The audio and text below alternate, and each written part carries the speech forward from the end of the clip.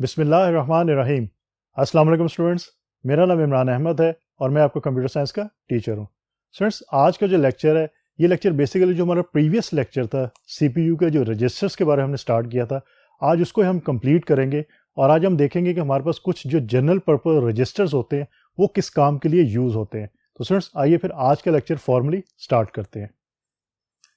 Students, जिस तरह मैंने आपको बताया, आज का जो हमारा ये चैप्टर नंबर 5 है, कंप्यूटर आर्किटेक्चर इसका नाम है, और जो लेक्चर है वो इनफैक्ट प्रीवियस जो लेक्चर है उससे रिलेट कर रहा है। प्रीवियस लेक्चर में हमने देखा था सीपीयू रजिस्टर्स के बारे में। मैं थोड़ा सा इसको ओवरव्यू आपको दोबारा देता हूँ ताकि आपका माइंड रिफ्रेश हो जाए। फिर हम बात करेंगे जनरल पर्पस रजिस्टर्स की। CPU registers, these are the high speed memory locations built into the microprocessor. Students, basically जो आपके CPU से करीब तरीन मेमोरी होती है वो आपकी रजिस्टर कहलाती है, और somehow आप ये भी कह सकते हैं कि आपके CPU के अंदर मेमोरी मौजूद होती है वो आपकी रजिस्टर कहलाती है, और ये very very high speed memory होती है। आपकी दूसरी मेमोरी जो कैशे मेमोरी और रैम है, उसके अलावा हार्ड डिस्क है आपके पास, उनसे ये फास्ट होती है। तो इसका मतलब है कि आपके रजिस्टर जो होते हैं, this is the fastest memory locations. The CPU uses these memory locations to store data and instructions temporary for processing.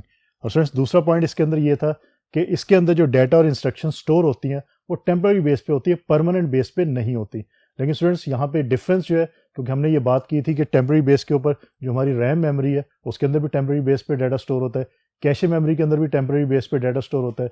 लेकिन उनके अंदर ऐसा होता है कि जैसे ही आपका कंप्यूटर ऑफ होता है उसका डाटा जो है वो डिलीट हो जाता है। जैसे कंप्यूटर ऑन होगा, जो भी वर्किंग होगी वो आपकी उन मेमोरीज के अंदर होती है। जैसे कंप्यूटर ऑफ होता है आपका डाटा जो है वो डिलीट हो जाता है। लेकिन स्टूडेंट्स, इसके अंदर ऐसे होता है, आपके जो रजिस्टर्स हैं इसके अंदर आपके कंप्यूटर को ऑफ करने की ज़रूरत नहीं है। इसमें जब तक कोई भी इंस्ट्रक्शन या डाटा एग्जीक्यूट हो रहा है तब तक वो रजिस्टर्स के अंदर मौजूद रहेगा। जैसे ही सीपीयू उसको एग्जीक्यूट कर देगा, आपके रजिस्टर्स जो है वो दोबारा से फ्री हो जाते हैं। इसके लिए सिस्टम को शट डाउन करने की जरूरत नहीं है, ये शट डाउन किए बगैर भी आपके जो रजिस्टर्स हैं वो फ्री हो सकते हैं। सो ये मेजर डिफरेंस है आपका रजिस्टर्स का रैम और कैशे मेमोरी के साथ। Registers enhance the performance of CPU.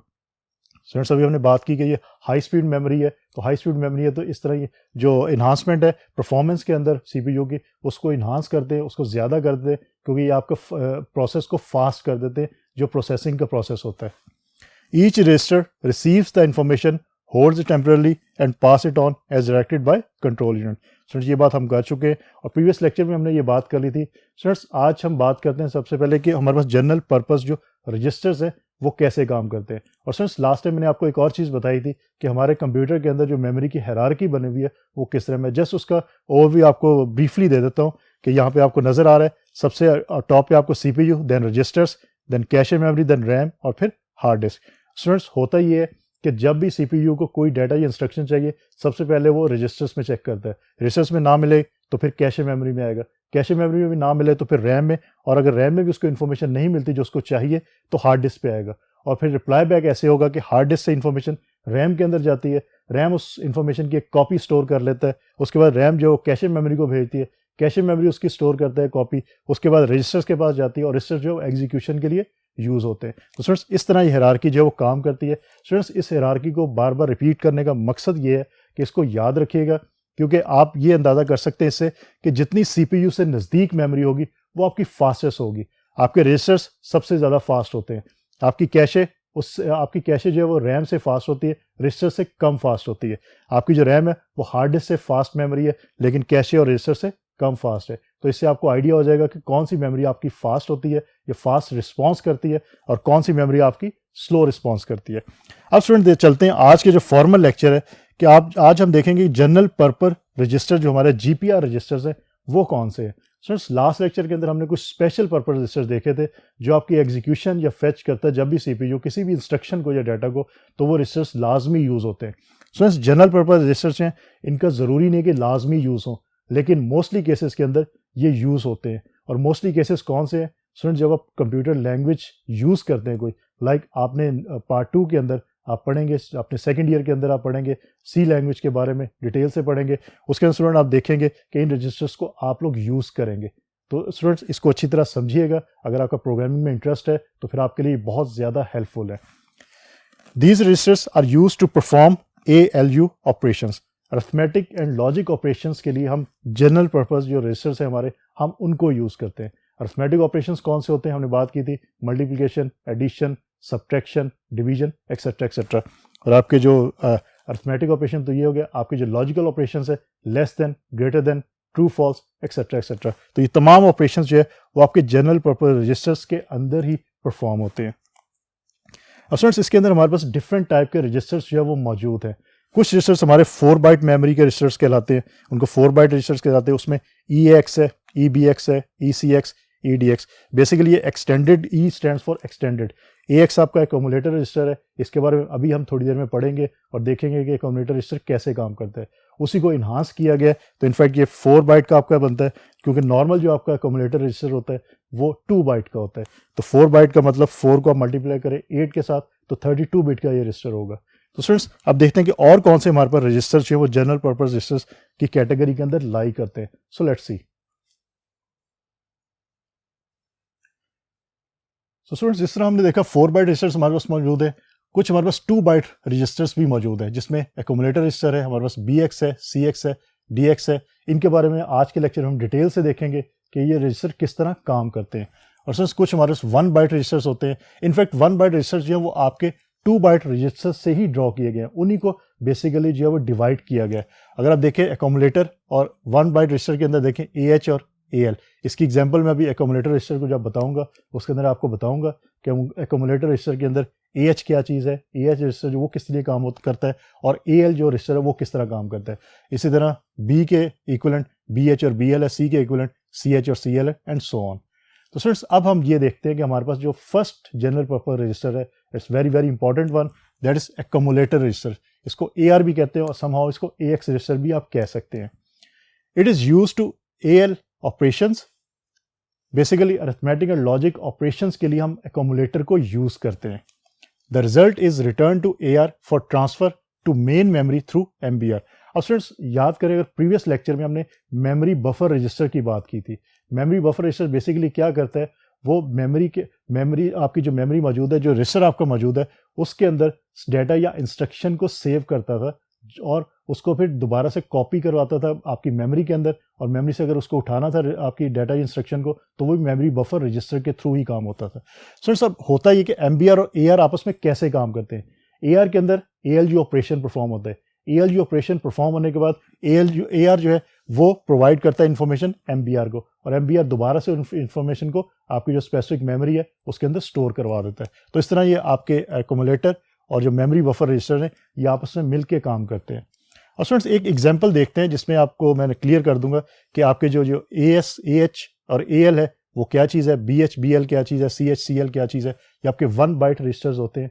Students memory के अंदर अगर आप एक्यूमुलेटर रजिस्टर की हम बात करें तो यहाँ पे एग्जाम्पल में लिखा हुआ है, आप H stand for high bit, high order या हाई बाइट इसको हम कहते हैं AH, और AL जो आपका वो लो ऑर्डर बिट्स होती हैं या लो ऑर्डर बाइट्स होती हैं आपकी। अब देखें 0 से 7 तक आपकी AL के अंदर और 8 से 15 तक, तो ऑल टुगेदर ही आपका 16 बिट का मीन 2 बाइट का रजिस्टर बनता है। तो 1 बाइट का आपका बनेगा AL और 1 बाइट का आपका बनेगा AH।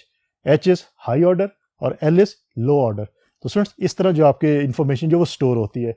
At the end of this lecture मैं आपको एक एग्जांपल दूंगा, उस एग्जांपल के अंदर हम देखेंगे कि किस तरह हाई ऑर्डर के अंदर कैसे स्टोर होती है वैल्यू और लो ऑर्डर के अंदर कैसे वैल्यू स्टोर होती है। तो स्टूडेंट्स अब सेकंड वन पे चलते हैं। हमारे पास जनरल पर्पस रजिस्टर के अंदर जो सेकंड कैटेगरी है दैट इज बेस रजिस्टर। इसको हम BR का नाम या BX का नाम भी देते हैं।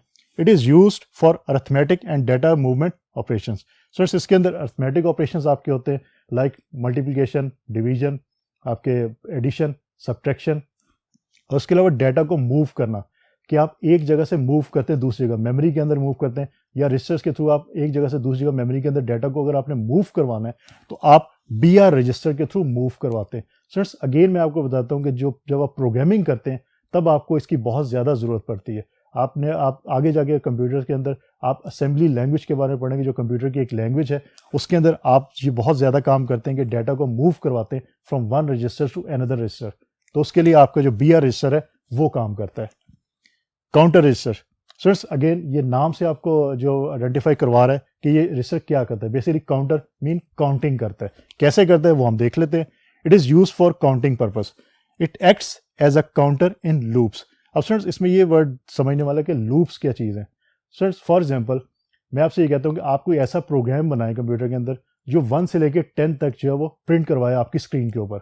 अब स्टूडेंट होगा क्या, आप अगर 1 से शुरू करते हैं तो 1 में एक इंक्रीमेंट होगा 2 हो जाएगा, देन इंक्रीमेंट 3, देन इंक्रीमेंट, और ये बार बार एक ही फंक्शन परफॉर्म हो रहा है। तो बेसिकली सेम फंक्शन की को बार बार परफॉर्म करने को हम लूप का नाम देते हैं। अब स्टूडेंट लूप अगर यूज़ करना हो तो उसके लिए हम काउंटर रजिस्टर को यूज़ करते हैं। आप अगेन आपकी जो प्रोग्रामिंग लैंग्वेज है सी या C++ की हम बात करते हैं, उसके अंदर आप लोग लूप्स को यूज़ करते हो। जब लूप्स को आप यूज़ करते हो तो आपका CPU जो है वो काउंटर रजिस्टर को यूज़ करता है उस काम के लिए कि आपने जो इंक्रीमेंट करवाना होता है अपनी वैल्यूज़ के अंदर। सर उसके बाद नंबर 4 के ऊपर हमारे पास जो जनरल पर्पस रजिस्टर है that is DR, data register. It has special role in multiplication and division. Basically students ये जो रजिस्टर है आपका, ये डाटा को मल्टीप्लाई करवाने के लिए या उसको उसमें डिवीजन करवाने के लिए, इन फंक्शंस के लिए यूज़ किया जाता है डाटा रजिस्टर। स्टूडेंट्स ये तो हमारे पास है जनरल पर्पस रजिस्टर कुछ जो हमारे पास 2 बाइट के रजिस्टर हैं, और इसमें आप याद रखिएगा accumulator register is a very very important one, और उसके साथ साथ हमारे पास बेस रजिस्टर है, काउंटर रजिस्टर है और डाटा रजिस्टर है। अब स्टूडेंट देखते हैं कुछ और रजिस्टर्स हमारे पास मौजूद हैं जिनके बारे में हम बात करते हैं। एड्रेस और segment registers, these registers are used as base location for instructions, data and the stack. अब स्टूडेंट्स यहाँ पे एक चीज़ समझने वाली है कि what is base location. Students होता ये है कि जब भी आपने कोई भी डाटा या इंस्ट्रक्शन स्टोर करवानी है मेमोरी के अंदर, तो पॉसिबल है कि वो मेमोरी के अंदर किसी एक जगह पे स्टोर ना हो, पॉसिबल है कि वो मेमोरी के अंदर मुख्तलिफ जगहों पे स्टोर हो और काफ़ी ज़्यादा एरिया उसने जो ऑक्यूपाई किया हो। अब आपके जो कंप्लीट एक बेस स्टेशन होता है कि जहाँ से स्टार्ट होता है उसका एड्रेस, स्टार्ट होने के बाद कहाँ तक उसका एड्रेस जो है वो लाई करता है। मीन पॉसिबल है कि वो किसी एक लोकेशन पे आपकी जो इंस्ट्रक्शन है वो सेव ना हो, वो एक से ज़्यादा लोकेशंस पे सेव हो। तो इनफैक्ट बेस लोकेशन आपकी वो होती है जहाँ से वो एड्रेस उसका स्टार्ट होता है, जहाँ पे आपका जो भी आपने इंफॉर्मेशन सेव करवाई है वो उसका एड्रेस जहाँ से स्टार्ट होता है वो स्टार्टिंग पॉइंट हम कह सकते हैं, that can be called as base location. So इसके अंदर हमारे पास जो रजिस्टर्स मौजूद है, first one is code segment CS। It holds the base location of all executable instructions या code in the program। अगर आपने कोई कंप्यूटर प्रोग्राम लिखा है तो उस कंप्यूटर प्रोग्राम के अंदर जितनी भी इंस्ट्रक्शंस या उसका कंप्लीट जो कोड मौजूद है उसकी जो बेस लोकेशन होगी वो उसकी इंफॉर्मेशन जो है वो कोड सेगमेंट रजिस्टर के अंदर मौजूद होगी। स्टूडेंट्स अगेन मैं बार बार बता रहा हूँ कि आपके जनरल पर्पस रजिस्टर्स, आपके एड्रेस और सेगमेंट रजिस्टर्स, ये अगर आप जब आप प्रोग्रामिंग करते हो किसी लैंग्वेज के अंदर, वहाँ पे इनका बहुत वाइटल रोल है। उसके अलावा जो हमने स्पेशल पर्पस रजिस्टर्स पढ़े थे वो आपके नॉर्मली जब भी CPU कोई भी एग्जीक्यूट करता है किसी भी इंस्ट्रक्शन को तो आपके जो स्पेशल पर्पस रजिस्टर्स है वो यूज़ होते हैं। लेकिन जनरल पर्पस रजिस्टर्स हो सकता है कि आपके हर दफ़ा यूज़ ना हो, स्पेसिफिक जब इनको टास्क मिलता है तभी ये काम करते हैं, अदरवाइज इनको काम करने की ज़रूरत नहीं पड़ती। सो उसके बाद हमारे पास डाटा सेगमेंट रजिस्टर DS इसको हम कहते हैं। It is a default base location for memory variables. So basically memory के अंदर आप वेरिएबल्स डिफाइन करते हैं, अब वो वेरिएबल्स कहाँ पे स्टोर होते हैं तो उनकी जो डिफॉल्ट बेस लोकेशन होती है वो आपकी स्टोर होती है डाटा सेगमेंट रजिस्टर के अंदर। वो लोकेशन कोई भी हो सकती है, वो आपकी लोकेशन डाटा सेगमेंट जो है उसके अंदर सेव होती है। और data segment point two data in memory using destination index register और सोर्स इंडेक्स रजिस्टर। ये बेसिकली आपके इंडेक्स रजिस्टर हैं जो रिलेट करते हैं डाटा सेगमेंट रजिस्टर्स के साथ। स्टूडेंट्स ये बहुत छोटे छोटे कॉन्सेप्ट हैं, इनको एक दफ़ा आप खुद से लिख के अपने हाथ से और फिर याद रखेंगे तो आपको इजीली याद हो जाएगा, अदरवाइज आप कंफ्यूज हो सकते हैं कि कौन सा रजिस्टर क्या काम करता है। तो बेसिकली आपके जो डेस्टिनेशन इंडेक्स रजिस्टर और सोर्स इंडेक्स रजिस्टर हैं वो डायरेक्टली कंटेक्ट करते हैं किसके साथ, डाटा सेगमेंट के साथ।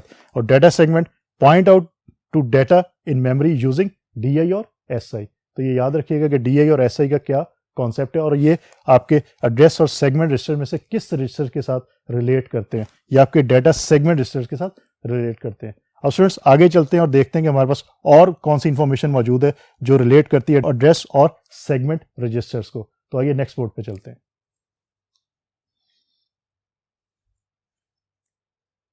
स्टूडेंट डाटा सेगमेंट रजिस्टर के अंदर CPU calculates the offset of variables using the current value of data segment. अब स्टूडेंट यहाँ पे एक चीज़ है कि ऑफसेट ऑफ वेरिएबल्स क्या होता है। स्टूडेंट्स बेसिकली इसकी सिंपल रियल टाइम एक एग्जांपल लेते हैं। फॉर एग्जांपल स्टूडेंट अगर आप या मैं मॉडल टाउन के अंदर रहते हैं और स्टूडेंट्स मॉडल टाउन के अंदर हमारा कोई स्पेसिफिक एक एड्रेस होगा, मॉडल टाउन बहुत ज़्यादा, उसमें ब्लॉक्स, डिफरेंट ब्लॉक्स है, डिफरेंट ब्लॉक्स के अंदर फिर नंबर्स हैं। और स्टूडेंट्स बेसिकली आप ये कह सकते हैं memory is a model town, कि उसके अंदर कहीं पे भी हम जो रिहाइश पजीर हो सकते हैं। ऑफसेट वैल्यू ये होती है कि जिस एड्रेस पे आप रह रहे हैं वो स्पेसिफिक लोकेशन जहाँ पे आप लाई कर रहे हैं मेमोरी के अंदर, मीन मॉडल टाउन के अंदर आप जिस स्पेसिफिक एड्रेस पे रह रहे हैं वो बेसिकली उसके लोकेशन का ऑफसेट वैल्यू होगी। तो स्टूडेंट्स ऑफसेट का यही कॉन्सेप्ट है, और CPU calculates the offset of variables using the current value of data segment. Data segment की जो भी वैल्यू होती है उसकी बेस के ऊपर जो आपका सेंट्रल प्रोसेसिंग यूनिट है वो कैलकुलेट करता है ऑफसेट वैल्यू ऑफ वेरिएबल्स, कि वेरिएबल्स एग्जैक्टली मेमोरी के अंदर कहाँ पे मौजूद है, कहाँ पे लाई कर रहे हैं, क्योंकि सीपीयू को उन वेरिएबल्स की जरूरत पड़ती है। तो ये बात याद रखिएगा कि ऑफसेट का क्या कॉन्सेप्ट है। Extra segment, yes it is an additional base location for memory variables. Students ये बेसिकली एडिशनल रजिस्टर है, अगर जरूरत पड़े तो ये जरूर काम करता है, अदरवाइज इसकी जरूरत ना पड़े तो ये काम नहीं भी करता। मेमोरी वेरिएबल्स को की बेस्ड लोकेशन जो है उन्हीं को स्टोर करने के लिए यूज होता है, लेकिन ये एक एक्स्ट्रा जो सेगमेंट है इसका नाम ही एक्स्ट्रा सेगमेंट रजिस्टर है। तो इसको याद रखिएगा कि extra segment register is an additional base location for memory variables. Number 4 के ऊपर हमारे पास एक रजिस्टर है दैट इज स्टैक सेगमेंट, इसको एसएस रजिस्टर का नाम भी देते हैं। It contains the base location of the current program stack. Students previous lecture में हमने देखा था स्टैक के बारे में कि स्टैक क्या होता है, बेसिकली अरेंजमेंट ऑफ डाटा को हम स्टैक का नाम देते हैं। तो स्टैक की जो करंट प्रोग्राम स्टैक आपको कहते हैं उसकी जो बेस लोकेशन को पॉइंट आउट करता है वो आपका स्टैक सेगमेंट रजिस्टर करता है। तो स्टैक से नाम से आप अंडरस्टैंड कर लीजिएगा कि स्टैक जो सेगमेंट रजिस्टर है ये आपकी जो स्टैक है उससे रिलेट कर रहा है। सर उसके बाद एक और बहुत इंपॉर्टेंट हमारे पास रजिस्टर है that can be called as instruction pointer, या इसको आईपी रजिस्टर का नाम भी देते हैं, instruction pointer register. It always contains the offset of the next instruction to be executed within the current code segment. अब स्टूडेंट्स अगर आप इस डेफिनेशन को देखें तो और प्रीवियस लेक्चर को आप जहन में लेके तो आपने इससे मिलती जुलती एक डेफिनेशन किसी और रजिस्टर के अंदर भी पढ़ी थी, और वो रजिस्टर था प्रोग्राम काउंटर, जिसके अंदर नेक्स्ट जो इंस्ट्रक्शन होती थी उसका एड्रेस जो है वो सेव होता था प्रोग्राम काउंटर के अंदर। तो सर यहाँ पे और उसमें आपका जो आईपी है और आपका जो प्रोग्राम काउंटर है उसके अंदर मेजर डिफरेंस क्या है, it always contains the offset of the next instruction to be executed, mean इसके अंदर वो ऑफसेट वैल्यू मौजूद होती है कि जो आपकी नेक्स्ट इंस्ट्रक्शन एग्जीक्यूट होनी है वो नेक्स्ट इंस्ट्रक्शन मेमोरी के अंदर बेसिकली कहाँ पे एग्जैक्टली कहाँ पे लाई कर रही है। मेन उसकी बेस लोकेशन की बात नहीं हो रही, एग्जैक्टली वो आपको जो इंस्ट्रक्शन जो एग्जीक्यूट होनी है वो कहाँ पे लाई कर रही है उसकी इंफॉर्मेशन जो है वो इंस्ट्रक्शन पॉइंटर के अंदर होती है। और ये जो आपके कोड सेगमेंट है उसके अंदर इंफॉर्मेशन मौजूद होती है, उस इंफॉर्मेशन को आपका जो इंस्ट्रक्शन पॉइंटर है वो यूज करता है इस काम के लिए। Instruction pointer and code segment registers combine to form the complete address of the next instruction. और नेक्स्ट इंस्ट्रक्शन का जो कंप्लीट एड्रेस होगा, अभी आपने कोड सेगमेंट रजिस्टर के बारे में डिटेल पढ़ ली कि उसके अंदर क्या होता है, तो कोड सेगमेंट रजिस्टर और जो आपके इंस्ट्रक्शन पॉइंटर रजिस्टर्स हैं ये कॉम्बिनेशन के साथ कंप्लीट करते हैं जो नेक्स्ट इंस्ट्रक्शन एग्जीक्यूट होनी है उसके एड्रेस को। सर यहाँ तक तो हम रजिस्टर्स के बारे में हमने बात कर ली, हमने जनरल पर्पस रजिस्टर्स की बात की, फिर हमने सेगमेंट रजिस्टर्स की बात की, उसके बाद हमने देखा इंस्ट्रक्शन पॉइंटर के बारे में बात की कि वो आईपी जो रजिस्टर है वो कैसे काम करता है। अब स्टूडेंट एक चीज़ मैं आपको बताने लगा, इसको अच्छी तरह समझ लीजिएगा। एक एग्जांपल है कि मेमोरी से जो रजिस्टर्स जब मेमोरी के अंदर डाटा सेंड करते हैं या मेमोरी से रजिस्टर डाटा गेट करते हैं तो वो कैसे होता है। और इसमें जो मेजर आपने चीज़ याद रखनी है, मेजर कॉन्सेप्ट याद रखना है, वो ये कॉन्सेप्ट रखना है कि आपके जो लोकेशन या एड्रेस और उसके साथ साथ जो आपका डाटा है उसमें मेजर डिफरेंस क्या है। आज मैं आपको वो बताऊंगा कि आपका डाटा किस तरह क्या होता है और आपकी जो इंस्ट्रक्शन जहाँ पे स्टोर होती है, डाटा जहाँ पे स्टोर होता है, वो मेमोरी लोकेशन या एड्रेस कैसे आइडेंटिफाई किया जाता है। So suppose the hexa value को हम यूज करें 0327H, H stand for hexa, which requires 2 bite.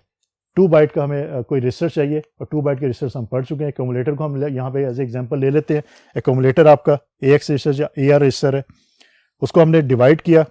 ये आपके हाई ऑर्डर या मोस्ट सिग्निफिकेंट बाइट्स कहते हैं इसको, low order least significant byte, this is high order या MSB इसको कहते हैं इन शॉर्ट, और MSB stands for most significant byte. और AL is accumulator low order least significant byte. तो ये दोनों की चीज आप कह सकते हैं, ये 0 से लेके 7 तक और 8 से लेके 15 तक, तो ऑल टुगेदर ये आपका 2 बाइट का ये एड्रेस बनेगा। और स्टूडेंट्स हमारे पास जो वैल्यू है वो है 0327H। जो आपकी हाई ऑर्डर वैल्यू है वो 03 है, वो हमने AH के अंदर सेव कर दी। उसके बाद हमारे पास जो लो ऑर्डर वैल्यू है वो है 27, तो हमने 27 जो है वो लो ऑर्डर के अंदर सेव कर दिया, ये रजिस्टर के अंदर सेव है। अब स्टूडेंट्स रजिस्टर इस वैल्यू को कैसे मेमोरी के अंदर सेव करते हैं। अब स्टूडेंट यहाँ पे ये बात याद रखिएगा, आप ये भी कह सकते हैं रजिस्टर तो खुद मेमोरी है, तो किस मेमोरी है सेव कर रहा है। तो स्टूडेंट्स रजिस्टर आपके जो कॉन्टैक्ट रखते हैं, जो कोलैबोरेशन रखते हैं, वो कैशे मेमोरी के साथ भी हो सकती है और रैम की हम बात भी कर सकते हैं। मोस्टली केसेस में कैशे मेमोरी के साथ ही इसका कॉन्टैक्ट होता है। तो अगर आप हायरार्की के अंदर देखें तो रजिस्टर्स आपके जो रजिस्टर्स के बाद मेमोरी है वो कैशे मेमोरी होती है, तो वो आपकी मेमोरी है। उसके अंदर स्टूडेंट्स अगर आप गौर करें तो आपको राइट साइड के ऊपर ब्लैक कलर के अंदर कुछ वैल्यूज नजर आ रही हैं जो आपको 000 से लेके टॉप FFFFF तक जा रही है। स्टूडेंट्स ये हेक्साडेसिमल वैल्यूज के अंदर लिखी हुई वैल्यूज, और these are addresses of the location. Like अगर आप मॉडल टाउन के अंदर 50A के अंदर रहते हैं तो 50A इज एड्रेस। अब आप उसके अंदर रहते हैं तो आप वो डाटा है जो हम डाटा स्टोर करते हैं। लाइक यहाँ पे बात करते हैं अगर 27 वैल्यू है वो हमने स्टोर की है 04A21 लोकेशन के ऊपर, तो आप अपने आप को समझे कि आप 27 है और 50A इज 04A21। तो इस तरह एड्रेस और उसके साथ फिर डाटा जो उस स्पेसिफिक एड्रेस पे स्टोर होता है। तो स्टूडेंट्स यही बात है कि आपका जो 03 वैल्यू है, आपकी जो मोस्ट सिग्निफिकेंट बाइट है वो आपकी 0304A22 जो आपके एड्रेस है वहां पे सेव हुई, और आपकी जो LSP है वो आपकी 27 वैल्यू थी, वो आपकी जब मेमोरी में जाके स्टोर हुई तो वो 04A21 जो आपकी एड्रेस लोकेशन थी वहां पे जाके सेव हुई। तो स्टूडेंट्स यहाँ पे अगर आप देखें एड्रेस, अगर हम 04A21 के एड्रेस की बात करें तो उसके जो कॉन्टेंट्स हैं वो 27 है। अगर हम बात करें कि एड्रेस हमारे पास 04A22 है तो उसके जो कॉन्टेंट्स होंगे वो 03 होंगे। तो इसी तरह तमाम जो आपके वैल्यूज़ है, तमाम आपका डाटा है, इंस्ट्रक्शंस है, वो किसी ना किसी एड्रेस के ऊपर जाके स्टोर होते हैं। यहाँ पे एग्जांपल के तौर पर सिर्फ मैंने 2 ही वैल्यूज़ लिखी है, लेकिन it can be more than 1 values और बहुत सारी वैल्यूज़ हो सकती हैं। तो इस काम के लिए आपके रजिस्टर से यूज़ होते हैं। रजिस्टर्स जो भी ALU फंक्शन परफॉर्म करना होता है वो फंक्शन CPU के अंदर परफॉर्म करने के बाद इन वैल्यूज़ को दोबारा से मेमोरी के अंदर सेव करवा देते हैं। मोस्टली केसेस के अंदर सेव करवाने की जरूरत पड़ती है, कुछ केसेस के अंदर जरूरत नहीं भी पड़ती, लेकिन हमने जो एग्जांपल ली है उसमें यह है कि आप मेमोरी के अंदर इसको दोबारा से सेव करवा रहे हैं। तो इस तरह रजिस्टर्स आपके जो मेमोरी है उसके साथ किस तरह कनेक्ट होते हैं वो आप यहाँ से समझ सकते हैं। तो बेसिक कॉन्सेप्ट यहाँ पे ये है कि आपका जो डाटा और जो आपकी लोकेशन या एड्रेस है उसमें मेजर डिफरेंस क्या है, और जब आपने डाटा की मेमोरी के अंदर किसी एड्रेस पे स्टोर करवाना हो तो वो कैसे स्टोर होता है और आप उसको कैसे रीड करते हैं। तो स्टूडेंट्स होपफुली आज का जो लेक्चर है वो आपको अच्छी तरह समझ आया होगा। इनफैक्ट ये लेक्चर हमारा जो प्रीवियस लेक्चर था CPU रजिस्टर्स का उससे रिलेट कर रहा था। प्रीवियस लेक्चर के अंदर हमने CPU रजिस्टर्स को स्टार्ट किया था और हमने उसका ओवरव्यू लिया था सबसे पहले, और फिर हमने कुछ स्पेशल पर्पस रजिस्टर्स थे उनके बारे में बात की थी, जिसमें सबसे इंपॉर्टेंट वन प्रोग्राम काउंटर की हमने बात की थी, फिर MBR की बात की थी, MAR की बात की थी, और उसके बाद आज के स्टूडेंट लेक्चर के अंदर हमने ये देखा कि हमारे पास जो जनरल पर्पस रजिस्टर्स होते हैं या सेगमेंट रजिस्टर्स होते हैं या इंडेक्स रजिस्टर्स होते हैं वो कैसे काम करते हैं। उसके बाद एट द एंड पे हमने ये बात की कि अगर हमने मेमोरी के अंदर किसी रजिस्टर के थ्रू वैल्यू स्टोर करवानी है या फेच करनी है तो वो कैसे करवा सकते हैं। मीन डाटा या वैल्यू के साथ हमने देखा कोलैबोरेशन किसकी, हमने देखी कि एड्रेस को कैसे कोलैबोरेट किया जाता है, कि किसी भी स्पेसिफिक एड्रेस के ऊपर इंफॉर्मेशन जो स्टोर होती है उसको हम कैसे रीड कर सकते हैं। तो स्टूडेंट होपफुली आज का लेक्चर आपको अच्छी तरह समझ आया होगा। इंशाल्लाह अगली दफ़ा नए लेक्चर के साथ दोबारा मुलाकात होगी, तब तक के लिए अल्लाह हाफिज़।